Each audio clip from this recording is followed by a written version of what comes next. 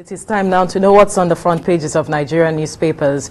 Chartered accountant, public affairs analyst Sesan Okunade and CEO CKN News, Kehinde Nwandu, are here in the studio. Gentlemen, good morning. Thank you for joining us. Thank God it's Friday. Thank you very much for having us. Right. Let's head straight to the papers now, and I begin with the Nigerian News Direct. Nigeria's GDP grows by 5.01% in second quarter, highest in 6 years. Nigeria's GDP grows by 5.1% in second quarter, highest in 6 years. To the leadership newspaper now, after 89 days in bandits' den, Islamia pupils regain freedom. After 89 days in bandits' den, Islamia pupils regain freedom. All right, to the Nigerian economy now. Nigeria's second quarter GDP growth signposts resetting critical economic sectors. Nigeria's second quarter GDP growth signposts resetting critical economic sectors. You find details on the pages of the Nigerian National Economy newspaper. To the Nigerian Tribune, just killings. Red Cross worry over shortage of blood. Enemy laments rising number of victims.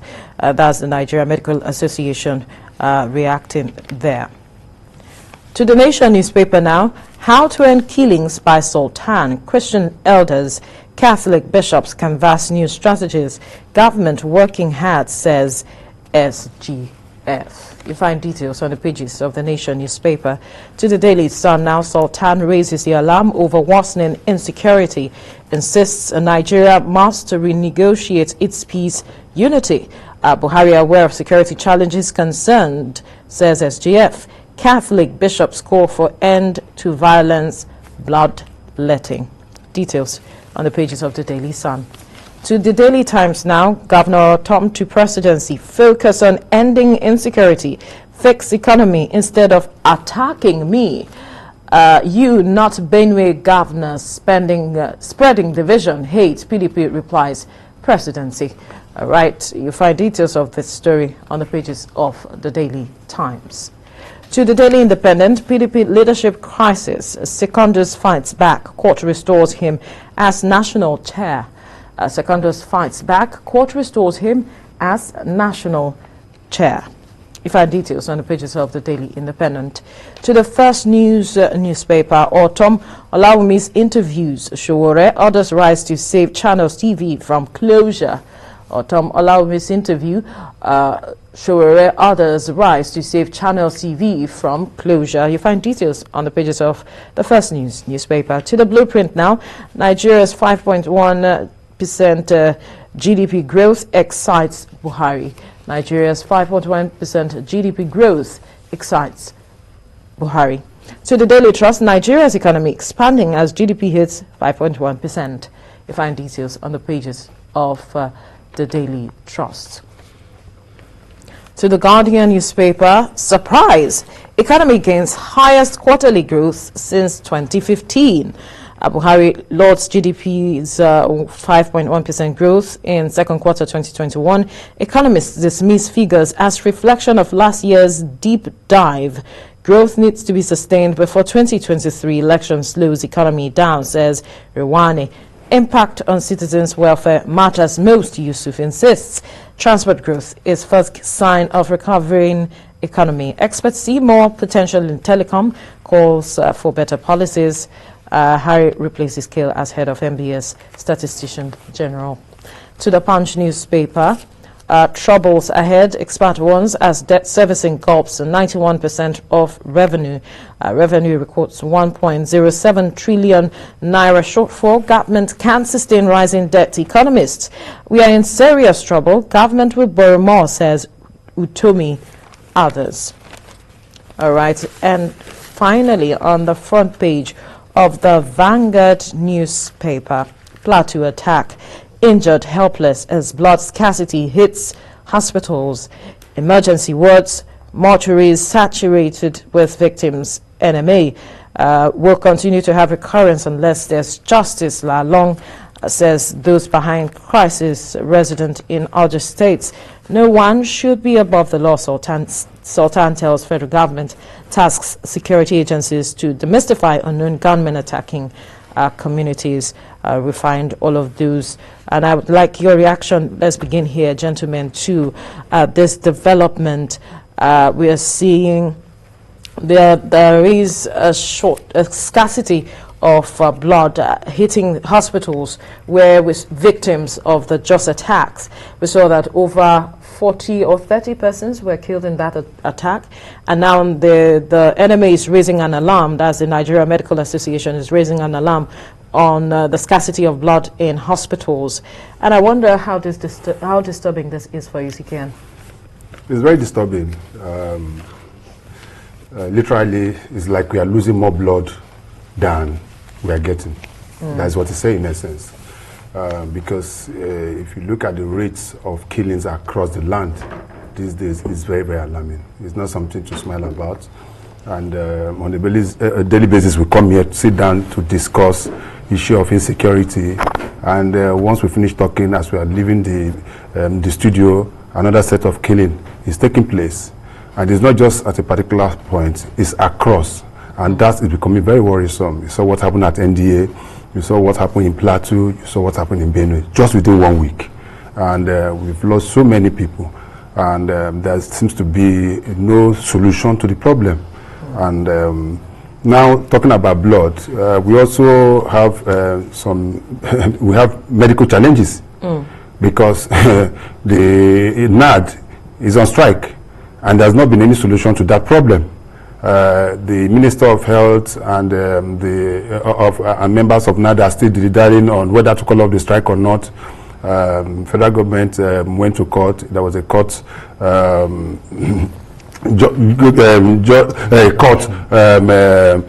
injunction restraining the doctors from going, but the doctors are adamant. Now the doctors are also trying to. It was misinterpreted. Yeah, well, that's what they're saying. Well, doctors don't interpret. They have a lawyer. I know. What I'm saying is, you can say what that is. I know how this thing works. Right. But also take it further. Look at I listened to your guest Victor earlier, and what he was saying. We see our doctors now try to leave the country in droves. We even heard that they've been stopped from going for those interviews again. But the situation where you also have a medical doctor as the Minister of Labour and is telling you that we have more than enough doctors, then that becomes a challenge. So what I'm saying in essence is that our problem now is not just insecurity, but it is spreading. And the bottom line is that even the economy has been affected. Because in a situation where you have a high level of insecurity, the possibility for the economy to peak. Let me just give you a classical example. If states like Plateau State is noted for tourism, that is the basic this thing that you can find in Plateau State. A lot of people troop to Jos, go to Plateau State to spend their holidays. People come from outside the country because of the temperature of that place, and it used to be called a state of peace or something like that. But how many people goes there now? There used to be a state called Bauchi. There used to be a Yankari Games Reserve. Absolutely. In Bauchi State. A lot of people trooped down to Bauchi for tourism. So it's not just about oil. It's not about oil. Some of these states can survive on their own without waiting on Abuja. Then because of the situation of things in terms of security, you cannot move from Abuja to Kaduna. Now, people used to go to Kaiji Dam to go and look at the dams. People used to go to Shirero, and most of those are tourism, but nobody can do that. So when we talk about the challenges we're having with insecurity, people don't tend to understand. They just look at it from a singular perspective, which is very wrong. We are now seeing, different aspects of it. That is it. A lot of persons say they cannot actually come out to donate blood. They won't, because you don't know as you are moving out of your house whether you'll be killed. You don't even know. Others perhaps feeding. Let us not even go there, because let us even talk about. I remember when I was in the university. I guess a classical example. When I was in the university last year, and we were asked to come and donate blood, and I was one of those that quickly wanted to donate as a student. You know why? Because we are being given no, it doesn't make what's that powder, white powder, this glucose. So I quickly went to donate and I almost fainted. You understand? But that is the student. But at the end of it, you realize that we are made to understand that part of donating blood is saving life. Absolutely. That is what it's supposed to be. If you know how much a pint of blood costs. In fact, if you go to most of general hospital, before your wife delivers, they'll ask you to donate blood or bring blood. But now, people are not even eating. People are not even healthy enough to be able to donate. The person that you say come and donate, does he even have blood? Well, that we should address. So when they say we are short of blood, the person that will come out to donate blood, does he even have enough within himself? So what we are saying is that let us try to be able to checkmate this thing. It's getting out of hand. And we continue saying it, and people just feel that we're just talking for talking sake. Right. The governor reimposed a curfew. Before the attack happened, there was already a curfew in place, but then he, reimposed a 24-hour curfew, I think, in the state. And the question is that enough in itself to addressing the myriad of challenges that the state is now facing at this point? Like you said, before this attack, there was curfew. In between it, this evil was actually perpetrated. With the pronouncement of having curfew, we've not seen this issue of killing going down. That means we need to ask ourselves, the security agency in that area possibly must have been overwhelmed. The people that are carrying out this attack must have understudied the strategy they are using in perpetrating some of this thing and have decided to, beat it out and carry out what they do. Practically on daily basis, you hear about 16, 20, I think it was 2 days ago, a family of 16 was, finished. So you ask yourself, whether there is curfew or no curfew, these people are still going about carrying out the evil act. Then you need to dig deep. What is the cause of the problem? The basic problem why we are faced with this insecurity as we speak is because of injustice and inequality. And that's why people are advocating, looking for a way to raise their voice. You see, when you suppress an individual or a section to the point where they cannot tolerate everything, they eat back. It's just like they say in a dialect, when you keep chasing a goat and it keeps running away from you, when it gets to the wall, it will stop and it will face you. If you are not prepared, you might not be able to withstand the pressure of the heat you will get from that goat. So as we speak, some of these areas where we are having insecurity is based on injustice that has come out of the way our political elites have actually managed the situation. The gap between some of these things that are happening. Look at the way we are treating the medical people. If they are not professional, they are enough. In fact, this that they are doing is worse than this insecurity that we are faced with. Because we know the number of people that are dying on a daily basis because they are at home.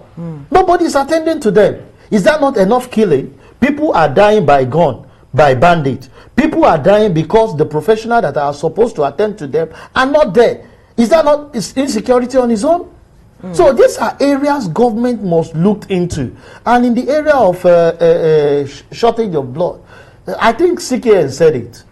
Those days voluntarily you want to go and donate because you have excess. These days I don't even think people are taking balanced diets any longer. People have resorted from 1-1-1. You know what the calculation used to be now? Yeah. Breakfast, lunch and dinner. To possibly 0-1-0.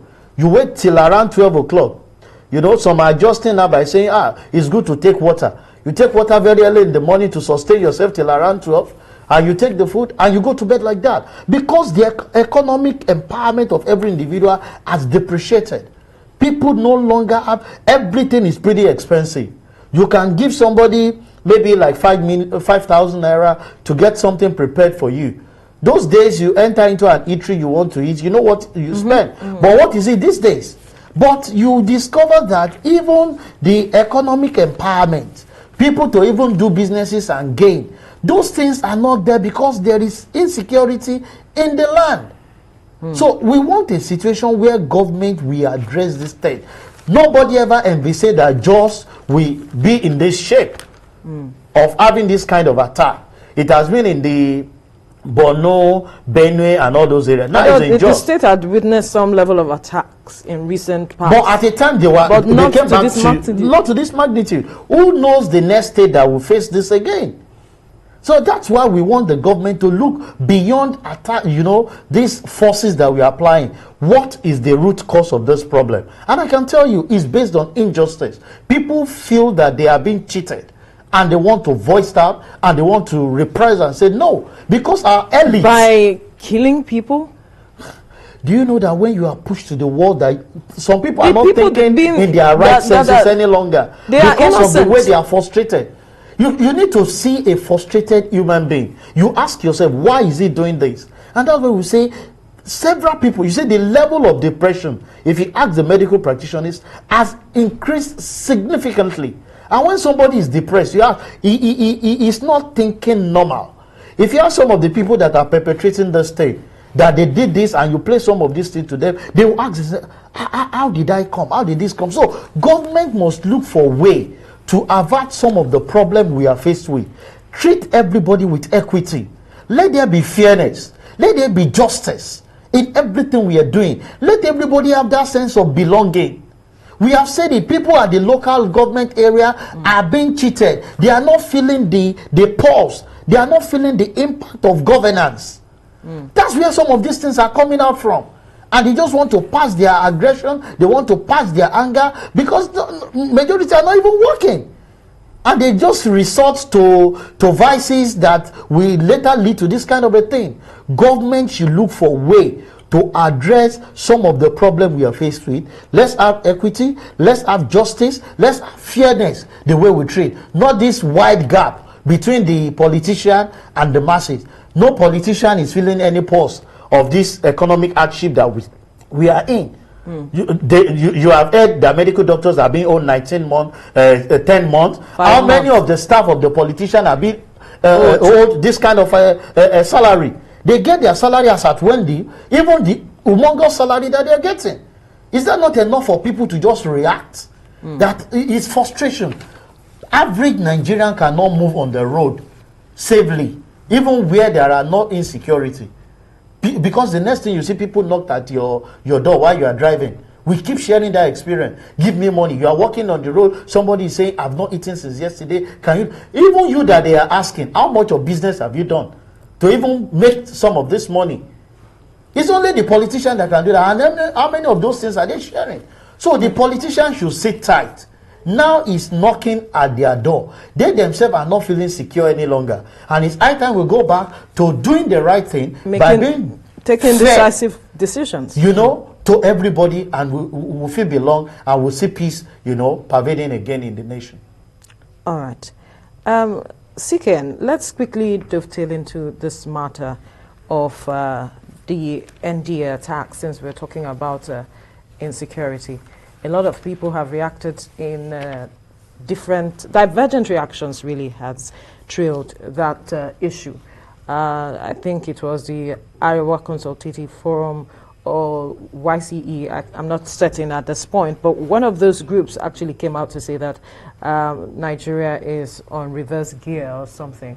And divergent reaction. And though some have said that it is a reflection of the level to which our security is at this point. But then let's get your perception of how this matter is. For me, the attack at NDA is a slap on our security architecture. It's a total disgrace, because for bandit, I don't even like using that word bandit. For terrorists, please don't let me be using that word. Although bandit. We are not certain, because CDS report says they're perhaps armed robbers or something. Has he come out with his investigation? No. You don't make that general statement. No. And that's part of what we talk about. How can a whole chief of defense staff come to say that it could be armed robbery? You don't make such. There's no way in the world you hear security chiefs saying such. There must be an investigation. After the investigation, you now make a pronouncement. You tell Nigerians what the outcome of your investigation. By saying that, if you say that, I didn't hear him. If he actually said that, you have already foreclosed every available chance to investigate the matter because you have pigeonholed yourself into what you are looking for, and which may not be true. So there should be proper evidence. So back to what I'm saying. For us to have an attack of a military, it's a military base. It's not just, it's a, as far as I'm concerned, not just a training it's a military base now.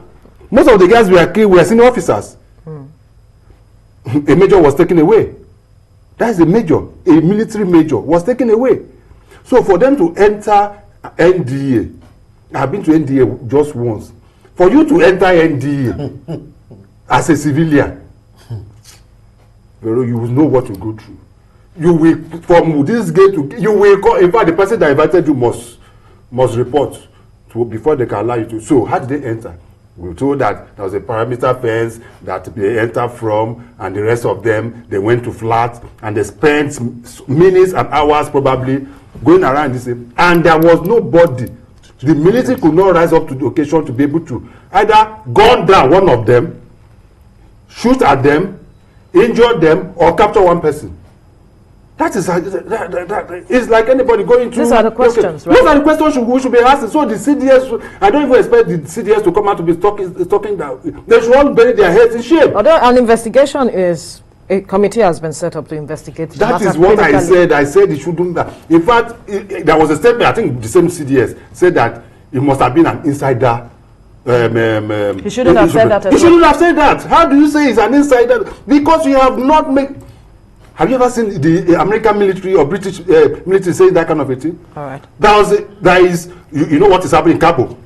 There were bomb attacks in Kabul just yesterday. Before that, the Americans have been telling their citizens that this is the information we are having. Please do not go to that airport. The same with the British and the same of them. That is intel. That is a government at work. And that's where we need to improve. That is why we need to improve. Our intel is very, very faulty. All right. We are not getting it right.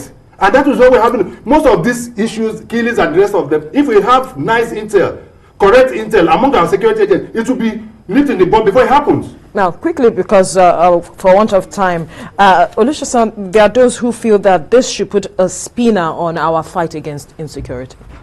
Yeah, for me, even the CDS coming to tell us that they are armed robbers, there are areas you don't even dare to come near. We are talking of military base.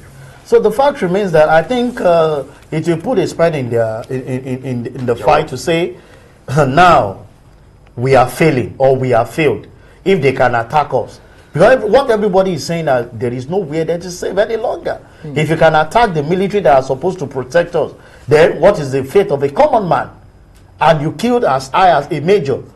So the issue is the security apparatus should stand up to this responsibility of defending us squarely. Enough of some of these things. Government should dig deep down into the root cause of some of these attacks. If it is to sit down with them and have a word, let's try as much as possible to do. Enough of the killings. See, when you wake up every day and you are not hearing of economic growth, and all you wake up to do is 25 is dead in, they are dead in Jos, so much in Benue, so much in Borno, so much in the east, so much is there. You ask yourself, are these are not people that are dying natural death. These are people that are being attacked and being killed. So government should just rise up. The level of killing is too much, and we must put a need on it. The security apparatus should rise up to the expectation of why they are called into service and protect lives and property. So all right. That's 5% economic growth, so the economy is growing. Well, that one, I beg, CKN. Right, we are really growing with the level of killing and insecurity. Let's leave the conversation here, gentlemen. Please. Olusesan Okunade, Chartered Accountant, Public Affairs Analyst. Thank you so much. CEO of CKN News, Kehinde Nwandu. Thank you so much. It's a pleasure. Belated happy birthday. All right, let's tell you that more than 70 children kidnapped by bandits from an Islamic school in Tegina, Niger State, over 2 months ago have regained their freedom. This was confirmed by Secretary to the State Government, Ibrahim Ahmed Matani, who said the children are being transported to Mina, to the state capital. The Salihu Tanko Islamia School in Tegina, Rafi local government area of Niger State, was attacked in May this year.